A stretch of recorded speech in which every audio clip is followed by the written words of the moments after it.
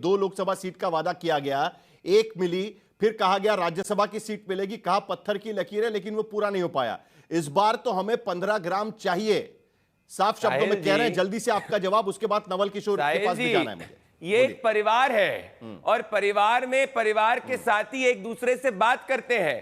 Congress party नहीं समझ सकती क्योंकि उनके लिए परिवार सिर्फ गांधी बांट रहा है। ये हमारे परिवार के सदस्य, भारतीय जनता पार्टी, हम, एलजेपी, जेडीयू सब एनडीए हैं और आपस में ही बात करेंगे। सबके नेता नरेंद्र मोदी और नीतीश कुमार है। जीतनराम मांझी खुद कहते हैं कि प्रधानमंत्री नरेंद्र मोदी जी के लिए हम जान तक दे देंगे, उन जो वो कहेंगे, जैसा इशारा वो करेंगे, उनके लिए रात दिन एक कर देंगे। क्या आरजेडी के लिए मैं नवल किशोर जी और यहाँ पे कांग्रेस की प्रवक्ता है, आज अगर आप अपने शो पे कांग्रेस की प्रवक्ता से ऑफिशियली तेजस्वी यादव को मुख्यमंत्री पद का उम्मीदवार तक डिक्लेयर करा दीजिए ना, तो मैं मान जाऊंगा। यहाँ पे वो ड्राइवर तक बन गए तेजस्वी यादव जी। नवल किशोर भाई भी जानते हैं उनके मन में इतनी पीड़ा है, वो हमको 100 गालियां बकेंगे, पर कम से कम अपने नेता के लिए तो खड़े रहो।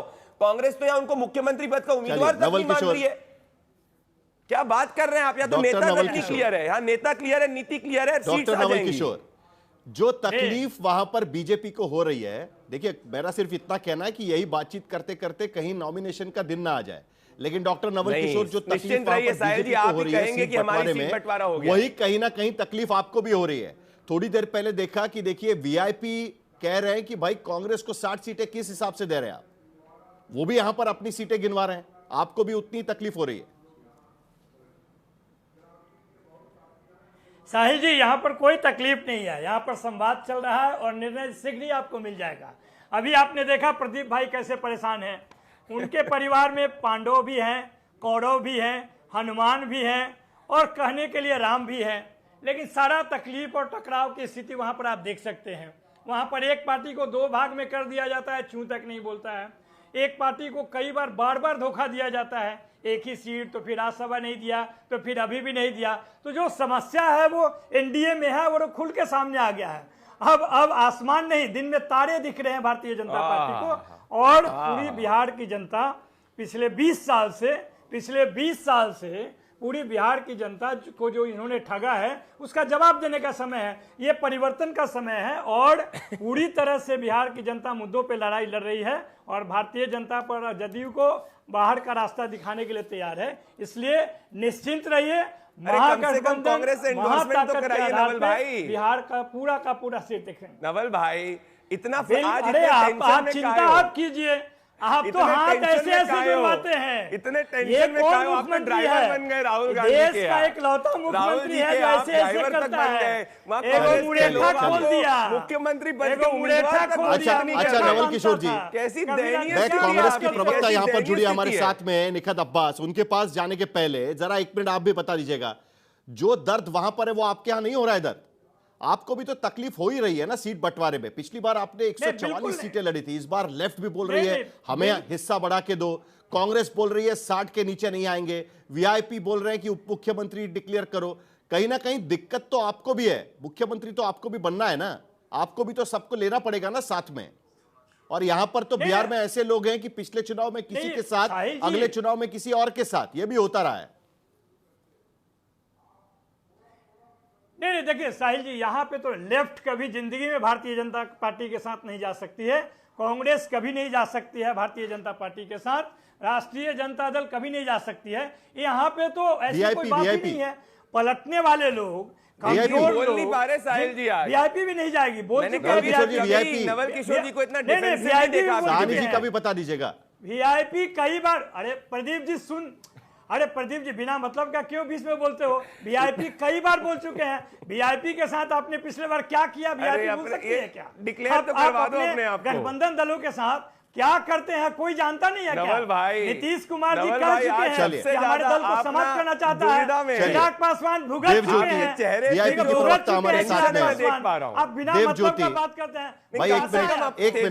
देवज्योति करवा दो या कांग्रेस से कुछ मालूम है? चलिए वो भी पूछ लेंगे, लेकिन देवज्योति हमारे साथ में है। नवल किशोर जी 1 मिनट। देवज्योति जी, क्या दिक्कत है आपको कांग्रेस को 60 सीटें देने में? अभी थोड़ी देर पहले खबर आ रही थी कि आप कह रहे हैं कि कांग्रेस को 60 सीटें किस हिसाब से मिल रही है? हमारा कांग्रेस पार्टी से हमारा कोई दिक्कत नहीं है।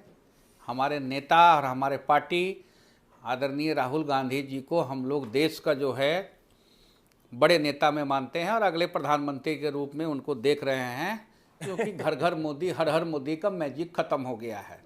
बैसाखी में न है सरकार, बहुत गर्व करने की जरूरत नहीं है बीजेपी को।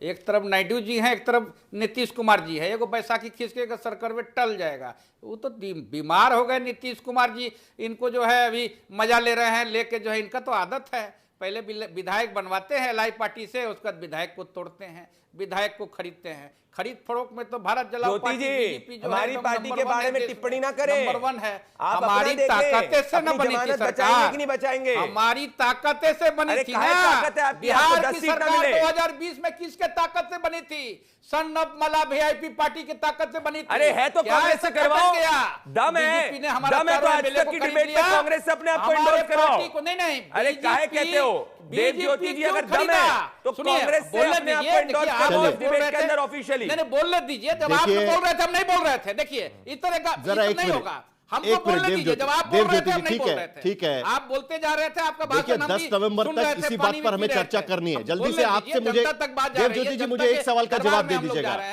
क्या ये सही नहीं है?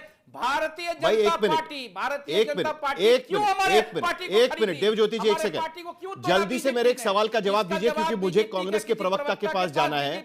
क्या ये बात सही नहीं है कि मुकेश साहनी जी को, वीआईपी पार्टी को, कांग्रेस को ज्यादा सीटें देने से दिक्कत है, और आप भी ये कह रहे हैं कि 40 सीटें कम से कम और उप मुख्यमंत्री पद की दावेदारी आपको मिलनी चाहिए? क्या ये बात सही नहीं है? हम लोग जो राजनीति करते हैं, कर्पूरी ठाकुर जी के विचारधारा की राजनीति करते हैं, बाबा भीमराव अंबेडकर साहब की विचारधारा की राजनीति करते हैं। कर्पूरी ठाकुर जी हमेशा कहते थे कि जिसकी जिसकी संख्या भारी उसको मिले। कर्पूरी ठाकुर जी जननायक के बिहार राजनीति कांग्रेस राहुल ये गांधी को जननायक मानती है। वांछितों की बात करता है हमारा पार्टी। एक मिनट बता रहे हैं, आने दीजिए। देवज्योति जी माफी चाह रहा हूं, आपके बीच में आ रहा हूं। मैं कर्पूरी ठाकुर जी, महान कर्पूरी ठाकुर जी का हाथ मैं नमन करता हूं, पर कांग्रेस पार्टी जननायक राहुल गांधी को कहती है। ठाकुर जी का पहले चिराग पासवान जी के घर का अंबेडकर साहब का मूर्ति को क्यों फेंक दिए? बाबा साहेब अंबेडकर को चरणों में उनकी फोटो को खाली करवाया, आपकी सरकार ने खाली करवाया। कर्पूरी ठाकुर कांग्रेस पार्टी ने किया। अनुप्रिया यादव जी, देखिए क्या हो रहा है गठबंधन के भीतर, एक के बाद एक आपकी सहयोगी पार्टियां, क्या ये सिरदर्द आपने बीजेपी पर छोड़ दिया है? आप अपनी पार्टी देख रही है और बाकी सारा सिरदर्द बीजेपी संभाल लेगी कि भाई क्या करना है हम के साथ में, चिराग पासवान के साथ में, क्योंकि वैसे भी चिराग पासवान जनता दल यूनाइटेड के खिलाफ पहले चुनाव लड़ चुके हैं और उसका खामियाजा भी आप भुगत चुकी हैं। साहिल जी, पहले तो एक बात मैं कहूंगी कि हमारे जितने भी सहयोगी दल, हमारे लिए सर का दर्द नहीं है। हमारे लिए गर्व की बात है कि हम सभी पांचों मिलकर करके हमने देश में भी अपनी सरकार बनाई और आगामी 2025 में हम बिहार में भी सरकार बनाएंगे।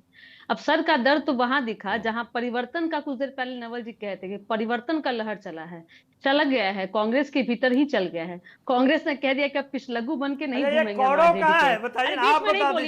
अरे बीच में नहीं बोलिए, आप बदतमीजी मत कीजिए। पढ़े लिखे प्रवक्ता नवल किशोर जी अपना परिचय दीजिए। प्लीज उनको अपनी बात रखने दीजिएगा प्लीज। समय कम होता है तो उसके बाद फिर इसी में समय निकल जाता है। मैं आता हूं नवल किशोर जी आपके पास में। अनुप्रिया जी आपकी बात कर नहीं, आप गेस्ट को कोऑर्डिनेट नहीं कर पाएंगे तो मुझे मत बुलाइए। मैं इस तरह के बदतमीज प्रवक्ताओं के साथ टाइम वेस्ट नहीं करूंगी। प्लीज देखिए, अब जरा एक्सप्लिसिट शब्दों का इस्तेमाल नहीं है एक दूसरे के बारे में। नवल किशोर जी प्लीज, आपको भी मौका मिलेगा, जरा शांत करिए उनको। अनुप्रिया जी को अपनी बात खत्म करने दीजिए। चलिए, देखिए, परिवर्तन की लहर तो कांग्रेस में बह गई। उसने कहा कि भाई आपने सीडब्ल्यूसी की बैठक में भी देख लिया, इतने वर्षों के बाद बिहार में आकर करके कांग्रेस ने बता दिया कि अब इस पापियों के साथ में वो पिछलग्गू बन के नहीं घूमेगी। अब देखिए, जो एक युवा जो कहता है कि अपने आप को युवा है, जिसके मुंह से तजुर्बा नहीं निकल पाता है, जो दहाड़ की द में रह जाता है, वो वैसे युवा के समझ में आता है कि नौवीं फेल है और उसकी स्थिति क्या है देश में और उसकी पढ़ाई लिखाई क्या है। बिहार की जनता उस पर विश्वास नहीं करती है। अब मैं आपके सवालों पे आती हूँ। देखिए, हमारे यहाँ जिस पार्टी में नेता तय हो, नीति तय हो, नारा तय हो, उसमें बहुत विलंब की बात नहीं। एक तो मुझे लगता है कि खूबसूरत तस्वीर है कि लोकतंत्र की एक मैं कह सकती हूँ कि यहाँ पे लोकतंत्र दिख रहा है कि पार्टियां आपस में बीच में बातचीत कर रही हैं, अपनी ग्रीवांसेस को रख रही है, और वो सभी चाहती है कि वो सम्मानित रूप से बिहार की जनता के बीच क्या है ना क्योंकि अनुप्रिया हमारी जी, तैयारी 243 की मेरा तजुर्बा ये 243 कहता है सीट पे कि जी। पार्टियों के भीतर की बात जब कविता के जरिए सोशल मीडिया पर आना शुरू हो जाता है ना, तब उसका मतलब कुछ और ही निकल कर आ जाता है।